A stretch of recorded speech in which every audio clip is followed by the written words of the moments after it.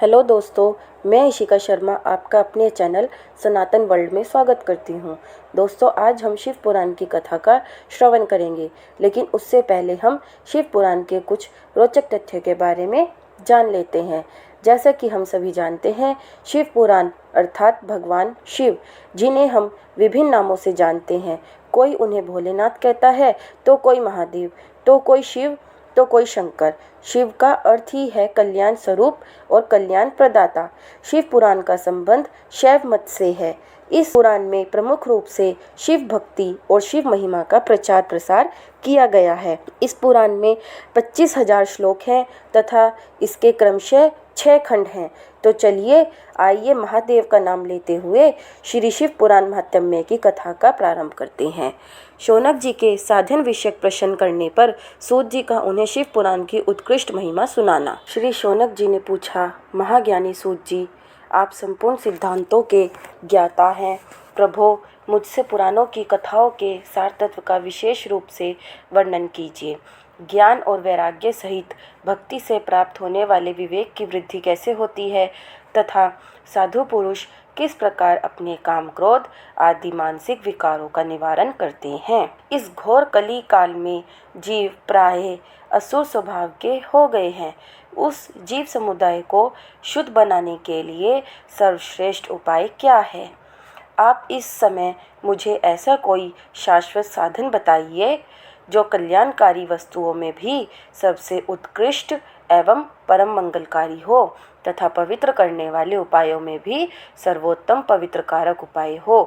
तात वह साधन ऐसा हो जिसके अनुष्ठान से शीघ्र ही अंतःकरण की विशेष शुद्धि हो जाए तथा उसे निर्मल चित्त वाले पुरुष को सदा के लिए शिव की प्राप्ति हो जाए। श्री सूत जी ने कहा, मुनि श्रेष्ठ शौनक, तुम धन्य हो, क्योंकि तुम्हारे हृदय में पुराण कथा सुनने का विशेष प्रेम एवं लालसा है।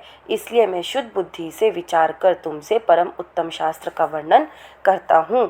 वत्स, वह संपूर्ण शास्त्रों के सिद्धांतों से संपन्न भक्ति आदि को बढ़ाने वाला तथा भगवान शिव को संतुष्ट करने वाला है। कानों के लिए रसायन अमृत स्वरूप तथा दिव्य है। तुम उसे श्रवण करो मुने, वह परम उत्तम शास्त्र है। शिव पुराण, जिसका पूर्व काल में भगवान शिव ने ही प्रवचन किया था, यह काल रूपी सर्प से प्राप्त होने वाले महान त्रास का विनाश करने वाला उत्तम साधन है। गुरुदेव व्यास ने सनत कुमार मुनि का उपदेश पाकर बड़े आदर से संक्षेप में ही इस पुराण का प्रतिपादन किया है। इस पुराण के प्रणयन का उद्देश्य है कलयुग में उत्पन्न होने वाले मनुष्यों के परम हित का साधन। यह शिव पुराण परम उत्तम शास्त्र है। इसे भूतल पर भगवान शिव का वागम्य स्वरूप समझना चाहिए और सब प्रकार से इसका सेवन करना चाहिए। इसका पठन और श्रवण सर्व साधन रूप है। इससे शिव भक्ति पाकर श्रेष्ठतम स्थिति में पहुंचा हुआ मनुष्य शीघ्र ही शिव पद को प्राप्त कर लेता है। इसलिए संपूर्ण यत्न करके मनुष्य ने इस पुराण को पढ़ने की इच्छा की है अथवा इसके अध्ययन को अभीष्ट साधन माना है। इसी तरह इसका प्रेम पूर्वक श्रवण भी संपूर्ण मनोवांछित फलों को देने वाला है। भगवान शिव के इस पुराण को सुनने से मनुष्य सब पापों से मुक्त हो जाता है तथा इस जीवन में बड़े बड़े उत्कृष्ट भोगों का उपभोग करके अंत में शिवलोक को प्राप्त कर लेता है। यह शिव पुराण नामक ग्रंथ 24,000 श्लोकों से युक्त है। इसकी 7 संहिताएं हैं। मनुष्यों को चाहिए कि वह भक्ति, ज्ञान और वैराग्य से संपन्न हो बड़े आदर से इसका श्रवण करे। 7 संहिताओं से युक्त यह दिव्य शिव पुराण पर ब्रह्मा परमात्मा के समान विराजमान है और सबसे उत्कृष्ट गति प्रदान करने वाला है। जो निरंतर अनुसाधन पूर्वक इस शिव पुराण को बाँचता है अथवा नित्य प्रेम पूर्वक इसका पाठ मात्र करता है, वह पुण्यात्मा है। इसमें संशय नहीं है। जो उत्तम बुद्धि वाला पुरुष अंत काल में भक्ति पूर्वक इस पुराण को सुनता है, उस पर अत्यंत प्रसन्न हुए भगवान महेश्वर उसे अपना पद प्रदान करते हैं। जो प्रतिदिन आदर पूर्वक इस शिव पुराण का पूजन करता है, वह इस संसार में संपूर्ण भोगों को भोगकर अंत में भगवान शिव के पद को प्राप्त कर लेता है। जो प्रतिदिन आलस्य रहित हो रेशमी वस्त्र आदि के वेष्टन से इस शिव पुराण का सत्कार करता है, वह सदा सुखी होता है। वह शिव पुराण निर्मल तथा भगवान शिव का सर्वस्व है। जो इस लोक और परलोक में भी सुख चाहता हो उसे आदर के साथ प्रयत्न पूर्वक इसका सेवन करना चाहिए। यह निर्मल एवं उत्तम शिव पुराण धर्म, अर्थ, काम और मोक्ष रूप चारों पुरुषार्थों को देने वाला है। अतः सदा प्रेम पूर्वक इसका श्रवण एवं विशेष पाठ करना चाहिए। शिव पुराण के श्रवण से देवराज को शिवलोक की प्राप्ति तथा चंचला का पाप से भय एवं संसार से वैराग्य। श्री शौनक जी ने कहा, महाभाग सूत जी, आप धन्य हैं, परमार्थ तत्व के ज्ञाता हैं। आपने कृपया करके हम लोगों को यह बड़ी अद्भुत एवं दिव्य कथा सुनाई है। भूतल पर इस कथा के समान कल्याण का सर्वश्रेष्ठ साधन दूसरा कोई नहीं है। यह बात हमने आज आपकी कृपा से निश्चय पूर्वक समझ ली। सूत जी, कलयुग में इस कथा के द्वारा कौन कौन से पापी शुद्ध होते हैं, उन्हें कृपा पूर्वक बताइए और इस जगत को कृतार्थ कीजिए। सूत जी बोले, मुने, जो मनुष्य पापी, दुराचारी, खल तथा काम क्रोध आदि में निरंतर डूबे रहने वाले हैं, वे भी इस पुराण के श्रवण पठन से अवश्य ही शुद्ध हो जाते हैं। इसी विषय में जानकर मुनि इस प्राचीन इतिहास का उदाहरण दिया करते हैं, जिसके श्रवण मात्र से पापों का पूर्णतया नाश हो जाता है। पहले की बात है, कहीं की रातों के नगर में एक ब्राह्मण रहता था, जो ज्ञान में अत्यंत दुर्बल, दरिद्र, रस बेचने वाला तथा वैदिक धर्म से विमुख था। वह स्नान, संध्या आदि कर्मों से भ्रष्ट हो गया था और वैश्यव्रति में तत्पर रहता था। उसका नाम था देवराज। वह अपने ऊपर विश्वास करने वाले लोगों को ठगा करता था। उसने ब्राह्मणों, क्षत्रियों, वैश्यों, शूद्रों तथा दूसरों को भी अनेक बहानों से मारकर उनका धन हड़प लिया था, परंतु उस पापी का थोड़ा सा भी धन कभी धर्म के काम में नहीं लगा था। वह वैश्यगामी तथा सब प्रकार से आचार भ्रष्ट था। एक दिन घूमता घामता वह देव योग से प्रतिष्ठानपुर में जा पहुंचा, जो कि अब प्रयागराज के नाम से प्रसिद्ध है। वहां उसने एक शिवालय देखा, जहाँ बहुत से साधु महात्मा एकत्र हुए थे। देवराज उस शिवालय में ठहर गया, किंतु वहां उस ब्राह्मण को ज्वर आ गया। उस ज्वर से उसको बड़ी पीड़ा होने लगी। वहां एक ब्राह्मण देवता शिव पुराण की कथा सुना रहे थे। ज्वर में पड़ा हुआ देवराज ब्राह्मण के मुखारविंद से निकली हुई उस शिव कथा को निरंतर सुनता रहा। 1 मास के बाद वह ज्वर से अत्यंत पीड़ित होकर चल बसा। यमराज के दूत आए और पाशों से बांधकर बलपूर्वक यमपुरी में ले गए। इतने में ही शिवलोक से भगवान शिव के पार्षदगण आ गए। उनके गौर अंग कर्पूर के समान उज्जवल थे, हाथ त्रिशूल से सुशोभित हो रहे थे। उनके संपूर्ण अंग भस्म से उदासित थे और रुद्राक्ष की मालाएं उनके शरीर की शोभा बढ़ा रही थी। वे सब के सब क्रोधपूर्वक यमपुरी में गए और यमराज के दूतों को मार पीट कर बारंबार धमकाकर उन्होंने देवराज को उनके चंगुल से छुड़ा लिया और अत्यंत अद्भुत विमान पर बिठाकर जब वे शिवदूत कैलाश जाने को उद्यत हुए, उस समय यमपुरी में बड़ा भारी कोलाहल मच गया। उस कोलाहल को सुनकर धर्मराज अपने भवन से बाहर आए। साक्षात दूसरे रुद्रों के समान प्रतीत होने वाले उन चारों दूतों को देखकर धर्मज्ञ धर्मराज ने उनका विधि पूर्वक पूजन किया और ज्ञान दृष्टि से देखकर सारा वृत्तांत जान लिया। उन्होंने भय के कारण भगवान शिव के उन महात्मा दूतों से कोई बात नहीं पूछी, उल्टे उन सब की पूजा एवं प्रार्थना की। तत्पश्चात वे शिवदूत कैलाश को चले गए और वहां पहुंचकर उन्होंने उस ब्राह्मण को दया सागर सांब शिव के हाथों में दे दिया। शौनक जी ने कहा, महाभाग सूत जी, आप सर्वज्ञ हैं।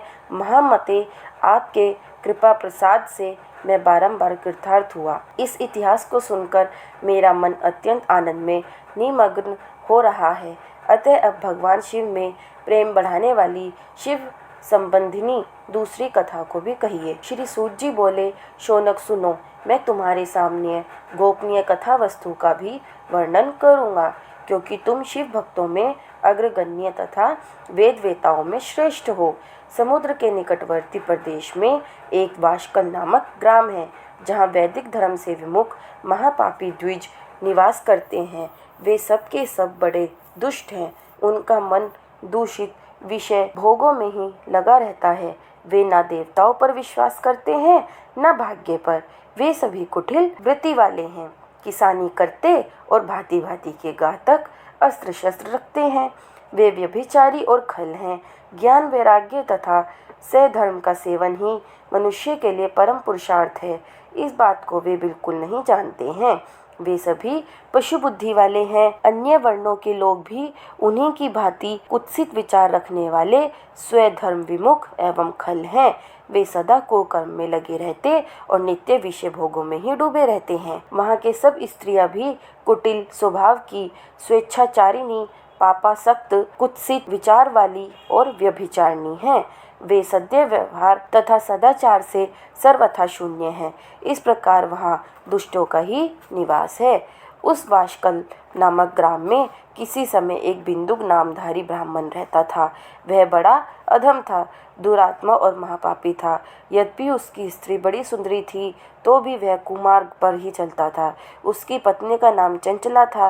वह सदा उत्तम धर्म के पालन में लगी रहती थी तो भी उसे छोड़कर वह दुष्ट ब्राह्मण वैश्यगामी हो गया था। इस तरह कुकर्म में लगे हुए उस बिंदुक के बहुत वर्ष व्यतीत हो गए थे। उसकी स्त्री चंचला काम में पीड़ित होने पर भी स्वधर्म नाश के भय से कलेश सहकर भी दीर्घ काल तक धर्म से भ्रष्ट नहीं हुई, परंतु दुराचारी पति के आचरण से प्रभावित हो आगे चलकर वह स्त्री भी दुराचारिणी हो गई।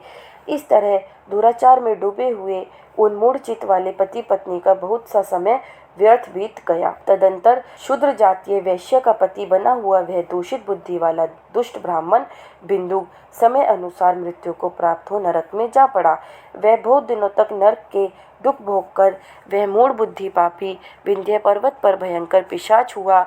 इधर उस दुराचारी पति बिंदुक के मर जाने पर वह मूढ़ हृदय चंचला बहुत समय तक पुत्रों के साथ अपने घर में ही रही। एक दिन देवयोग से किसी पुण्य पर्व के आने पर वह स्त्री भाई बंधुओं के साथ गोकर्ण क्षेत्र में गई। तीर्थ यात्रियों के संग से उसने भी उस समय जाकर किसी तीर्थ के जल में स्नान किया। फिर वह साधारणतया बंधुजनों के साथ यहाँ वहाँ घूमने लगी। घूमती घामती किसी देव मंदिर में गई और वहाँ उसने एक देवज्ञ ब्राह्मण के मुख से भगवान शिव की परम पवित्र एवं मंगलकारिणी उत्तम पौराणिक कथा सुनी। कथावाचक ब्राह्मण कह रहे थे कि जो स्त्रियां परम पुरुषों के साथ व्यभिचार करती हैं वे मरने के बाद जब यमलोक में जाती हैं तब यमराज के दूत उनकी योनि में तपे हुए लोहों का परिग डालते हैं। पौराणिक ब्राह्मण के मुख से यह वैराग्य बढ़ाने वाली कथा सुनकर चंचला भय से व्याकुल हो वहाँ कांपने लगी। जब कथा समाप्त हुई और सुनने वाले सब लोग वहाँ से बाहर चले गए तब वह भयभीत नारी एकांत में शिव पुराण की कथा बाँचने वाले उन ब्राह्मण देवता से बोली। चंचला ने कहा, ब्राह्मण, मैं अपने धर्म को नहीं जानती थी, इसलिए मेरे द्वारा बड़ा दुराचार हुआ है। स्वामिन, मेरे ऊपर अनुपम कृपा करके आप मेरा उद्धार कीजिए। आज आपके वैराग्य रस से ओतप्रोत इस प्रवचन को सुनकर मुझे बड़ा भय लग रहा है। मैं काँप उठी हूँ और मुझे इस संसार से वैराग्य हो गया है। मुझ मूढ़ चित्त वाली पापनी को धिक्कार है।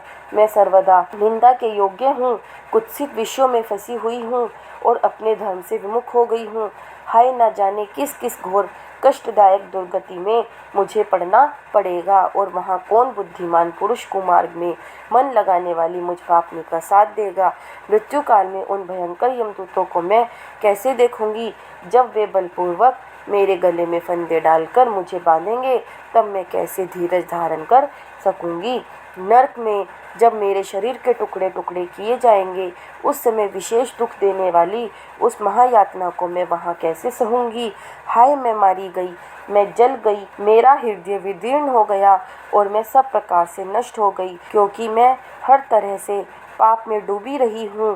ब्राह्मण, आप ही मेरे गुरु, आप ही माता और आप ही पिता हैं।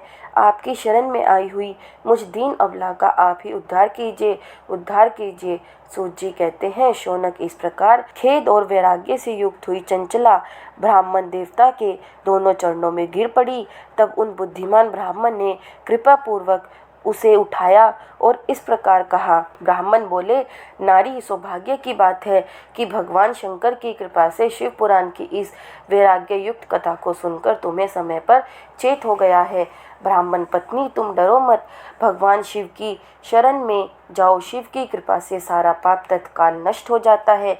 मैं तुमसे भगवान शिव की कीर्ति कथा से युक्त उस परम वस्तु का वर्णन करूंगा जिससे तुम्हें सदा सुख देने वाली उत्तम गति प्राप्त होगी। शिव की उत्तम कथा सुनने से ही तुम्हारी बुद्धि इस तरह पश्चाताप से युक्त एवं शुद्ध हो गई है, साथ ही तुम्हारे मन में विषयों के प्रति वैराग्य हो गया है। पश्चाताप ही पाप करने वाले पापियों के लिए सबसे बड़ा प्रायश्चित है। सत्पुरुषों ने सबके लिए पश्चाताप को ही समस्त पापों का शोध बताया है। पश्चाताप से ही पापों की शुद्धि होती है। जो पश्चाताप करता है वही वास्तव में पापों को प्रायश्चित करता है, क्योंकि सत्पुरुषों ने समस्त पापों की शुद्धि के लिए जैसे प्रायश्चित का उपदेश किया है वह सब पश्चाताप से संपन्न हो जाता है। जो पुरुष विधि पूर्वक प्रायश्चित करके निर्भय हो जाता है पर अपने कुकर्म के लिए पश्चाताप नहीं करता, उसे प्राय उत्तम गति नहीं प्राप्त होती, परंतु जिसे अपने कुकृत्य पर हार्दिक पश्चाताप होता है वह अवश्य उत्तम गति का भागी होता है, इसमें संशय नहीं है। इस शिव पुराण की कथा सुनने से जैसी चित्त शुद्धि होती है वैसी दूसरे उपायों से नहीं होती। जैसे दर्पण साफ करने पर निर्मल हो जाता है, उसी प्रकार इस शिव पुराण की कथा से चित्त अत्यंत शुद्ध हो जाता है, इसमें संशय नहीं है। मनुष्य के शुद्ध चित्त में जगदम्बा पार्वती सहित भगवान शिव विराजमान रहते हैं। इससे वह विशुद्ध आत्मा पुरुष श्री शाम सदाशिव के पद को प्राप्त होता है। इस उत्तम कथा का श्रवण समस्त मनुष्यों के लिए कल्याण का बीज है, अतः यथोचित मार्ग से इसकी आराधना अथवा सेवा करनी चाहिए। यह भाव बंधन रूपी रोग का नाश करने वाली है। भगवान शिव की कथा को सुनकर फिर अपने हृदय में उसका मनन एवं निधि ध्यासन करना चाहिए। इससे पूर्णतया चित्त शुद्धि हो जाती है। चित्त शुद्धि होने से महेश्वर की भक्ति अपने दोनों पुत्रों ज्ञान और वैराग्य के साथ निश्चय ही प्रकट होती है। तत्पश्चात महेश्वर के अनुग्रह से दिव्य मुक्ति प्राप्त होती है, इसमें संशय नहीं है। जो मुक्ति से वंचित है उसे पशु समझना चाहिए, क्योंकि उसका चित्त माया के बंधन में आसक्त है, वह निश्चय ही संसार बंधन से मुक्त नहीं हो पाता।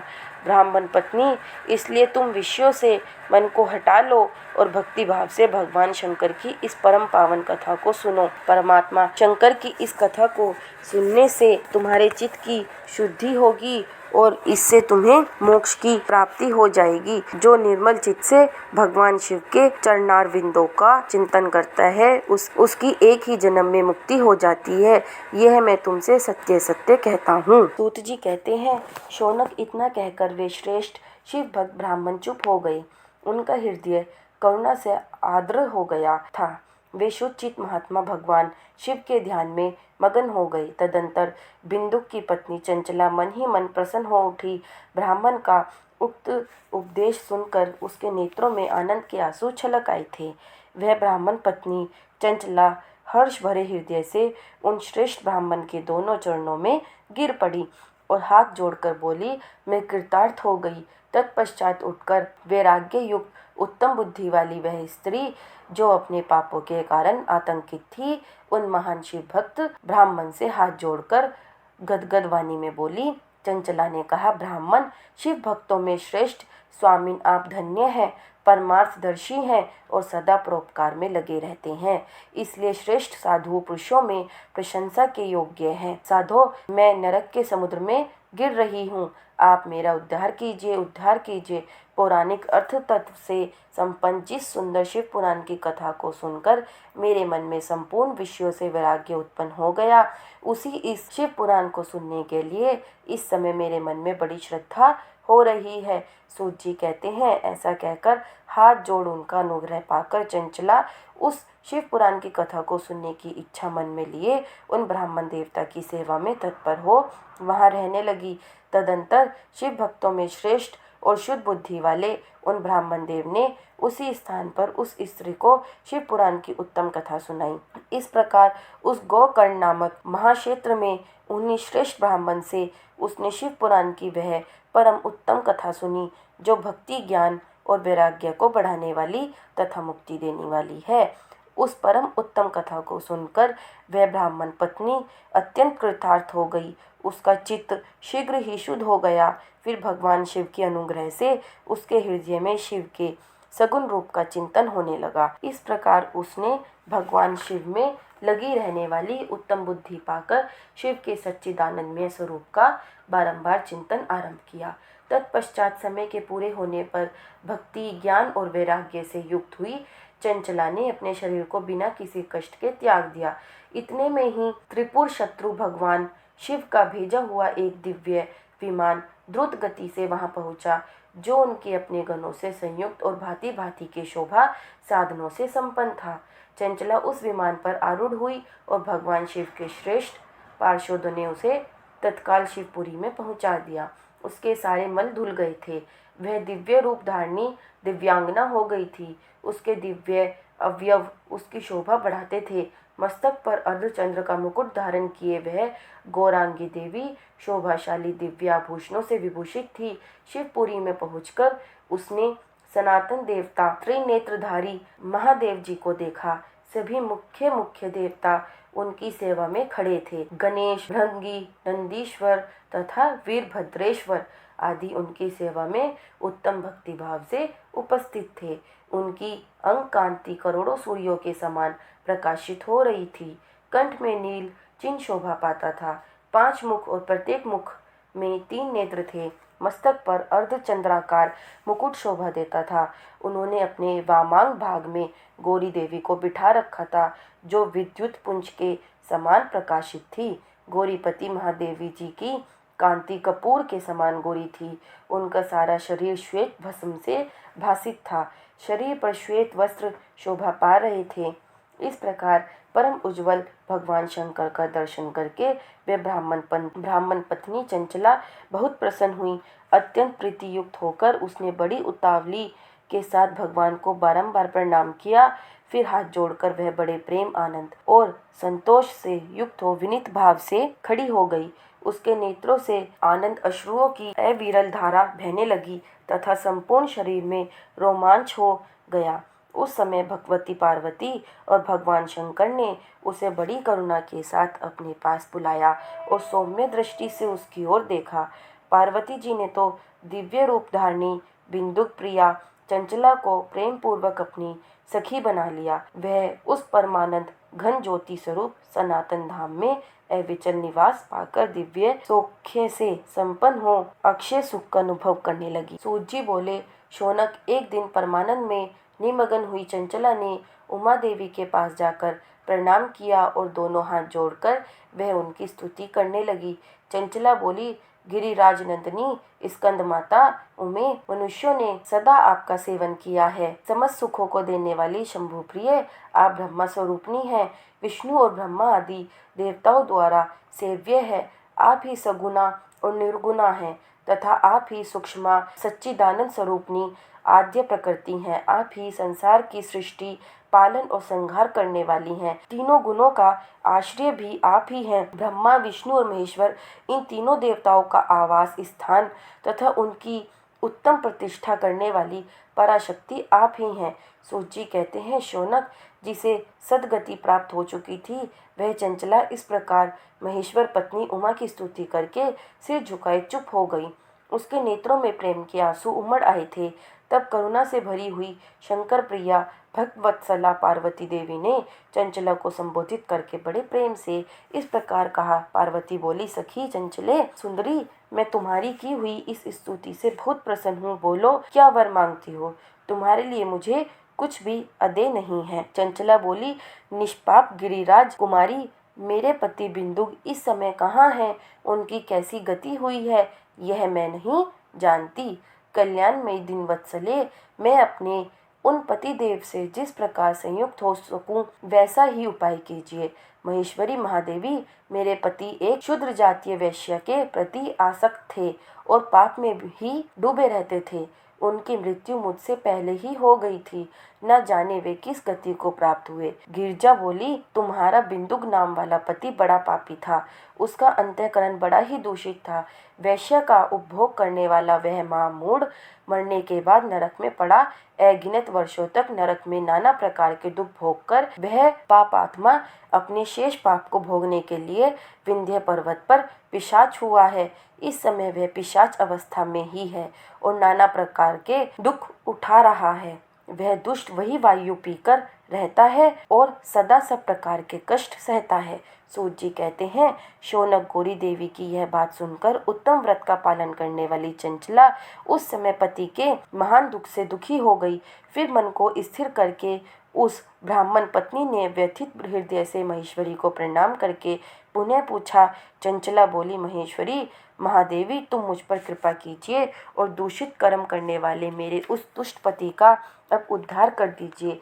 देवी, कुत्सित बुद्धि वाले मेरे उस पापात्मा पति को किस उपाय से उत्तम गति प्राप्त हो सकती है, यह शीघ्र बताइए। आपको नमस्कार है। पार्वती ने कहा, तुम्हारा पति यदि शिव पुराण की पुण्यमयी उत्तम कथा सुने तो सारी दुर्गति को पार करके वह उत्तम गति का भागी हो सकता है।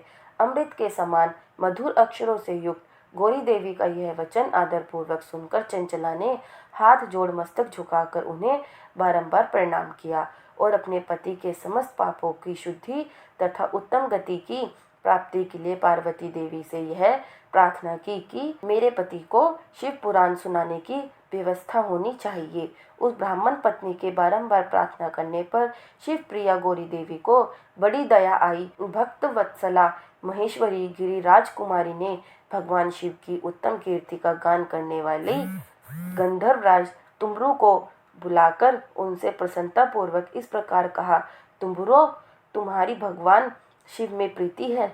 तुम मेरे मन की बातों को जानकर मेरे अभीष्ट कार्यों को सिद्ध करने वाले हो, इसलिए मैं तुमसे एक बात कहती हूँ, तुम्हारा कल्याण हो। तुम मेरी इस सखी के साथ शीघ्र ही विंध्य पर्वत पर जाओ। वहाँ एक महाघोर और भयंकर पिशाच रहता है। उसका वृत्तांत तुम आरंभ से ही सुनो। मैं तुमसे प्रसन्नता पूर्वक सब कुछ बताती हूँ। पूर्व जन्म में वह पिशाच बिंदुक नामक ब्राह्मण था। मेरी इस सखी चंचला का पति था, परंतु वह दुष्ट वैश्यगामी हो गया। स्नान संध्या आदि नित्य कर्म छोड़कर अपवित्र रहने लगा। क्रोध के कारण उसकी बुद्धि पर मूढ़ता छा गई थी। कर्तव्य का विवेक नहीं कर पाता था। अभक्षण, सज्जनों से द्वेष और दूषित वस्तुओं का दान लेना, यही उसका स्वाभाविक कर्म बन गया था। वह अस्त्र शस्त्र लेकर हिंसा करता, बाएं हाथ से खाता, दीनों को सताता और क्रूरता पूर्वक पराये घरों में आग लगा देता था। चंचला से प्रेम करता और प्रतिदिन वैश्या के संपर्क में रहता था। बड़ा दुष्ट था। वह पापी अपनी पत्नी का परित्याग करके दुष्टों के संग में ही आनंद मानता था। वह मृत्यु पर्यंत दुराचार में ही फंसा रहा। फिर अंतकाल आने पर उसकी मृत्यु हो गई। वह पापियों के भोग स्थान घोर यमपुर में गया और वहां बहुत से नरकों का उपभोग करके वह दुष्टात्मा जीव इस समय विंध्य पर्वत पर पिशाच बना हुआ है। वही वह दुष्ट पिशाच अपने पापों का फल भोग रहा है। तुम उसके आगे यत्न पूर्वक शिव पुराण की उस दिव्य कथा का प्रवचन करो, जो परम पुण्यमयी कथा समस्त पापों का नाश करने वाली है।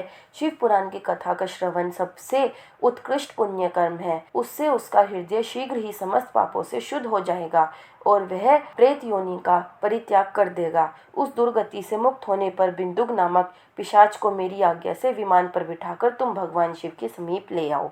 सूत जी कहते हैं, शौनक महेश्वरी उमा के इस प्रकार आदेश देने पर गंधर्वराज तुम्बरू मन ही मन बड़े प्रसन्न हुए।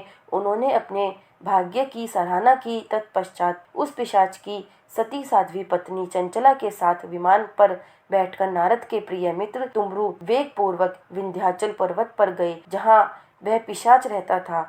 वहां उन्होंने उस पिशाच को देखा। उसका शरीर विशाल था, ठोड़ी बहुत बड़ी थी। वह कभी हंसता, कभी रोता और कभी उछलता था। उसकी आकृति बड़ी विकराल थी। भगवान शिव की उत्तम कीर्ति का गान करने वाले महाबली तुम्बरू ने उस अत्यंत भयंकर पिशाच को पाशों द्वारा बांध लिया। तदंतर तुमरों ने शिव पुराण की कथा बाँचने का निश्चय करके महोत्सव युक्त स्थान और मंडप आदि की रचना की। इतने में ही संपूर्ण लोकों में बड़े वेग से यह प्रचार हो गया कि देवी पार्वती की आज्ञा से एक पिशाच का उद्धार करने के उद्देश्य से शिव पुराण की उत्तम कथा सुनाने के लिए तुमरू विंध्य पर्वत पर गए हैं। फिर तो उस कथा को सुनने के लोभ से बहुत से देव ऋषि भी शीघ्र ही वहां जा पहुंचे। आदर पूर्वक शिव पुराण सुनने के लिए आए हुए लोगों का उस पर्वत पर बड़ा अद्भुत और कल्याणकारी समाज जुट गया। फिर तुमरों ने उस पिशाच को पाशों से बांधकर आसन पर बिठाया और हाथ में वीणा लेकर गौरीपति की कथा का गान आरंभ किया। पहली अर्थात विंध्येश्वर संहिता से लेकर 7वीं वायु संहिता तक महात्म्य सहित शिव पुराण की कथा का उन्होंने स्पष्ट वर्णन किया। सातों संहिताओं सहित शिव पुराण का आदर पूर्वक श्रवण करके वे सभी श्रोता पूर्णतः कृतार्थ हो गए। उस परम पुण्य में शिव पुराण को सुनकर उस पिशाच ने अपने सारे पापों को धोकर उस पौशाचिक शरीर को त्याग दिया। फिर तो शीघ्र ही उसका रूप दिव्य हो गया, अंग कांति गौर वर्ण की हो गई। शरीर पर श्वेत वस्त्र तथा सब प्रकार के पुरुषोचित आभूषण उसके अंगों को उदासित करने लगे। वह त्रिनेत्रधारी चंद्रशेखर रूप हो गया। इस प्रकार दिव्य देहधारी होकर श्रीमान बिंदुक अपनी प्राण वल्लभा चंचला के साथ स्वयं भी पार्वती वल्लभ भगवान शिव का गुणगान करने लगा। उसकी स्त्री को इस प्रकार दिव्य रूप से सुशोभित देख वे सभी देव ऋषि बड़े विस्मित हुए। उनका चित्त परमानंद से परिपूर्ण हो गया। भगवान महेश्वर का वह अद्भुत चरित्र सुनकर वे सभी श्रोता परम कृतार्थ हो प्रेम पूर्वक श्री शिव का गान करते हुए अपने अपने धाम को चले गए।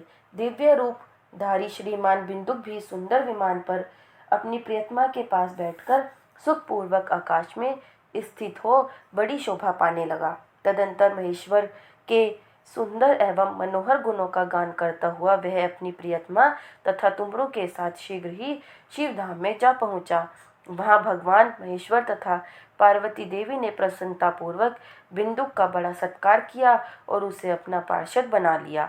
उसकी पत्नी चंचला पार्वती जी की सखी हो गई। उस धनीभूत ज्योति स्वरूप परमानंद में सनातन धाम में अविचल निवास पाकर वे दोनों दंपति परम सुखी हो गए। शौनक जी कहते हैं, महाप्राग व्यास शिष्य सूत जी, आपको नमस्कार है। आप धन्य हैं, शिव भक्तों में श्रेष्ठ हैं। आपके महान गुण वर्णन करने योग्य हैं। आप कल्याण में शिव पुराण के श्रवण की विधि बतलाइए, जिससे सभी श्रोताओं को संपूर्ण उत्तम फल की प्राप्ति हो सके। सूत जी ने कहा, मुने शौनक, अब मैं तुम्हें संपूर्ण फल की प्राप्ति के लिए शिव पुराण के श्रवण की विधि बता रहा हूँ। पहले किसी ज्योतिषी को बुलाकर दान मान से संतुष्ट करके अपने सहयोगी लोगों के साथ बैठकर बिना किसी विघ्न बाधा के कथा की समाप्ति होने के उद्देश्य से शुद्ध मुहूर्त का अनुसंधान कराएं और यत्न पूर्वक देश में स्थान स्थान पर यह संदेश भेजें कि हमारे यहाँ शिव पुराण की कथा होने वाली है। अपने कल्याण की इच्छा रखने वाले लोगों को उसे सुनने के लिए अवश्य पधारना चाहिए। कुछ लोग भगवान श्री हरि की कथा से बहुत दूर पड़ गए हैं। कितने ही स्त्री शूद्र आदि भगवान शंकर के कथा कीर्तन से वंचित रहते हैं। उन सबको भी सूचना हो जाए, ऐसा प्रबंध करना चाहिए। देश देश में जो भगवान शिव के भक्त हों तथा शिव कथा के कीर्तन और श्रवण के लिए उत्सुक हों, उन सबको आदर पूर्वक बुलवाना चाहिए और आए हुए लोगों का सब प्रकार से आदर सत्कार करना चाहिए। शिव मंदिर में, तीर्थ में, वन प्रांत में अथवा घर में शिव पुराण की कथा सुनने के लिए उत्तम स्थान का निर्माण करना चाहिए। केले के खंभों से सुशोभित एक ऊंचा कथा मंडप तैयार कराएं। उसे सब और फल पुष्प आदि से तथा सुंदर चंदों से अलंकृत करें और चारों ओर ध्वजा पताका लगाकर तरह तरह के सामानों से सजाकर सुंदर शोभा संपन्न बना दें। भगवान शिव के प्रति सब प्रकार से उत्तम भक्ति करनी चाहिए। वही सब तरह से आनंद का विधान करने वाली है। परमात्मा भगवान शंकर के लिए दिव्य आसन का निर्माण करना चाहिए तथा कथावाचक के लिए भी एक ऐसा दिव्य आसन बनाना चाहिए जो उनके लिए सुखद हो सके। मुने नियम पूर्वक कथा सुनने वाले श्रोताओं के लिए भी यथा योग्य सुंदर स्थानों की व्यवस्था करनी चाहिए। अन्य लोगों के लिए साधारण स्थान ही रखने चाहिए।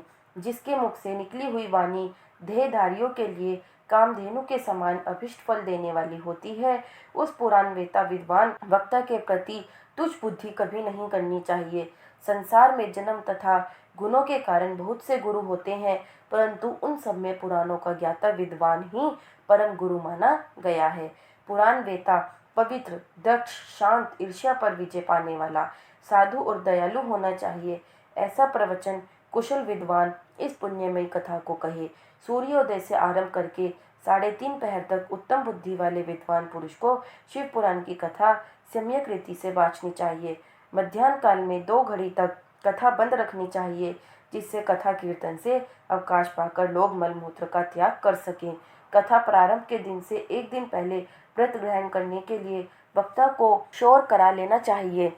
जिन दिनों कथा हो रही हो उन दिनों प्रयत्न पूर्वक प्रातः काल का सारा नित्य कर्म संक्षेप से ही कर लेना चाहिए। वक्ता के पास उसकी सहायता के लिए एक दूसरा वैसा ही विद्वान स्थापित करना चाहिए। वह भी सब प्रकार के संशयों को निर्वृत्त करने में समर्थ और लोगों को समझाने में कुशल हो। कथा में आने वाले विघ्नों की निवृत्ति के लिए गणेश जी का पूजन करें। कथा के स्वामी भगवान शिव की कथा तथा विशेषतः शिव पुराण की पुस्तक की भक्ति भाव से पूजा करें। तत्पश्चात उत्तम बुद्धि वाला श्रोता तन मन से शुद्ध एवं प्रसन्नचित हो आदर पूर्वक शिव पुराण की कथा सुने। जो वक्ता और श्रोता अनेक प्रकार के कर्मों में भटक रहे हों, काम आदि 6 विकारों से युक्त हों, स्त्री में आसक्ति रखते हों और पाखंडपूर्ण बातें कहते हों, वे पुण्य के भागी नहीं होते। जो लौकिक चिंता तथा धन, गृह एवं पुत्र आदि की चिंता को छोड़कर कथा में मन लगाए रहते हैं, उन शुद्ध बुद्धि पुरुषों को उत्तम फल की प्राप्ति होती है। जो श्रोता श्रद्धा और भक्ति से युक्त होते हैं, दूसरे कर्मों में मन नहीं लगाते और मौन, पवित्र एवं उद्वेग शून्य होते हैं, वे ही पुण्य के भागी होते हैं। सूत जी बोले, शौनक, अब शिव पुराण सुनने का व्रत लेने वाले पुरुषों के लिए जो नियम है उन्हें भक्ति पूर्वक सुनो। नियम पूर्वक इस श्रेष्ठ कथा को सुनने से बिना किसी विघ्न बाधा के उत्तम फल की प्राप्ति होती है। जो लोग दीक्षा से रहित हैं उनका कथा श्रवण में अधिकार नहीं है, अतः उन्हें कथा सुनने की इच्छा वाले सब लोगों को पहले वक्ता से दीक्षा ग्रहण करनी चाहिए। जो लोग नियम से कथा सुने उनको ब्रह्मचार्य से रहना, भूमि पर सोना, पत्तल में खाना और प्रतिदिन कथा समाप्त होने पर ही अन्न ग्रहण करना चाहिए। जिससे शक्ति हो वह पुराण की समाप्ति तक उपवास करके शुद्धता पूर्वक भक्ति भाव से उत्तम शिव पुराण को सुने। इस कथा का व्रत लेने वाले पुरुष को प्रतिदिन एक ही बार हविष्यात्र भोजन करना चाहिए। जिस प्रकार से कथा श्रवण का नियम सुखपूर्वक सध सके वैसे ही करना चाहिए। गरिष्ठ अन्न, दाल, जला अन्न से मसूर, भाव दूषित तथा बासी अन्न को खाकर कथाव्रती पुरुष कभी कथा को ना सुने। जिसने कथा का व्रत ले रखा हो वह पुरुष प्याज, लहसुन, हींग, गाजर, मादक वस्तु तथा आमिष कही जाने वाली वस्तुओं को त्याग दे। कथा का व्रत लेने वाला पुरुष काम, क्रोध आदि 6 विकारों को, ब्राह्मणों की निंदा को तथा पतिव्रता और साधु संतों की निंदा को भी त्याग दे। कथाव्रती पुरुष प्रतिदिन सत्य, शौच, दया, मौन, सरलता, विनय तथा हार्दिक उदारता, इन सद्गुणों को सदा अपनाए रहे। श्रोता निष्काम हो या सकाम वह नियम पूर्वक कथा सुने। सकाम पुरुष अपनी अभीष्ट कामनाओं को प्राप्त करता है और निष्काम पुरुष मोक्ष पा लेता है। दरिद्र, क्षय का रोगी, पापी, भाग्यहीन तथा संतान रहित पुरुष भी इस उत्तम कथा को सुने।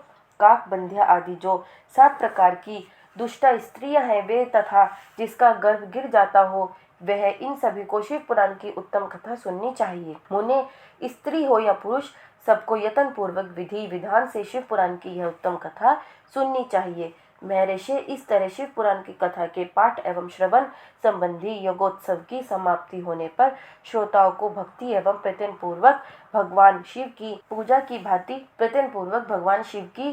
की भांति पुराण पुस्तक की भी पूजा करनी चाहिए। तदंतर विधि पूर्वक वक्ता का भी पूजन करना आवश्यक है। पुस्तक को आच्छादित करने के लिए नवीन एवं सुंदर बस्ता बनावें और उसे बांधने के लिए दृढ़ एवं दिव्य डोरी लगावें। फिर उसका विधिवत पूजन करें। मुनि श्रेष्ठ इस प्रकार महान उत्सव के साथ पुस्तक और वक्ता की विधिवत पूजा करके वक्ता की सहायता के लिए स्थापित हुए पंडित का भी उसी के अनुसार धन आदि के द्वारा उससे कुछ ही कम सत्कार करें। वहां आए हुए ब्राह्मणों को अन्न, धन आदि का दान करें। साथ ही गीत, वाद्य और नृत्य आदि के द्वारा महान उत्सव रचाएं। मुने यदि श्रोता विरक्त हो तो उसके लिए कथा समाप्ति के दिन विशेष रूप से उस गीत का पाठ करना चाहिए जिसे श्री रामचंद्र जी के प्रति भगवान शिव ने कहा था। यदि श्रोता ग्रस्त हो तो उस बुद्धिमान को उस श्रवण क्रम की शांति के लिए शुद्ध हविष्य के द्वारा होम करना चाहिए। मुने रुद्र संहिता के प्रत्येक श्लोक द्वारा होम करना उचित है अथवा गायत्री मंत्र से होम करना चाहिए, क्योंकि वास्तव में यह पुराण गायत्री में ही है, अथवा शिव पंचाक्षर मूल मंत्र से हवन करना उचित है। होम करने की शक्ति ना हो तो विद्वान पुरुष यथाशक्ति हवनीय हविष्य का ब्राह्मण को दान करे। न्यूनातिरिक्ता रूप दोष की शांति के लिए भक्ति पूर्वक शिव सहस्त्र नाम का पाठ अथवा श्रवण करे। इससे सब कुछ सफल होता है, इसमें संशय नहीं है, क्योंकि तीनों लोकों में उससे बढ़कर कोई वस्तु नहीं है। कथा श्रवण संबंधी व्रत की पूर्णता की सिद्धि के लिए 11 ब्राह्मणों को मधु मिश्रित खीर भोजन कराएं और उन्हें दक्षिणा दें। मुने यदि शक्ति हो तो 3 तोले सोने का एक सुंदर सिंहासन बनवाएं और उस पर उत्तम अक्षरों में लिखी अथवा लिखाई हुई शिव पुराण की पोथी विधि पूर्वक स्थापित करें। तत्पश्चात पुरुष उसकी आवाहन आदि विविध उपचारों से पूजा करके दक्षिणा चढ़ाए। फिर जितेंद्रिय आचार्य का वस्त्र आभूषण एवं गंध आदि से पूजन करके दक्षिणा सहित वह पुस्तक उन्हें समर्पित कर दे। उत्तम बुद्धि वाला श्रोता इस प्रकार भगवान शिव के संतोष के लिए पुस्तक का दान करे। शौनक इस पुराण के उस दान के प्रभाव से भगवान शिव का अनुग्रह पाकर पुरुष भव बंधन से मुक्त हो जाता है। इस तरह विधि विधान का पालन करने पर श्री संपन्न शिव पुराण संपूर्ण फल को देने वाला तथा भोग और मोक्ष का दाता होता है। मुने शिव पुराण का वह सारा महात्म्य जो संपूर्ण अभीष्ट को देने वाला है मैंने तुम्हें कह सुनाया। अब और क्या सुनना चाहते हो? श्रीमान शिव पुराण समस्त पुराणों के भाल का तिलक माना गया है। यह भगवान शिव को अत्यंत प्रिय, रमणीय तथा भवरोग का निवारण करने वाला है। जो सदा भगवान शिव का ध्यान करते हैं, जिनकी वाणी शिव के गुणों की स्तुति करती है और जिनके दोनों कान उनकी कथा सुनते हैं, इस जीव जगत में उन्हीं का जन्म लेना सफल है। वे निश्चय ही संसार सागर से पार हो जाते हैं। भिन्न भिन्न प्रकार के समस्त गुण जिनके सच्चिदानंदमय स्वरूप का कभी स्पर्श नहीं करते, जो अपनी महिमा से जगत के बाहर और भीतर भासमान है तथा जो मन के बाहर और भीतर वाणी एवं मनोवृत्ति रूप में प्रकाशित होते हैं, उन अनंत आनंद घन रूप परम शिव की मैं शरण लेता हूँ। बोलो हर हर महादेव।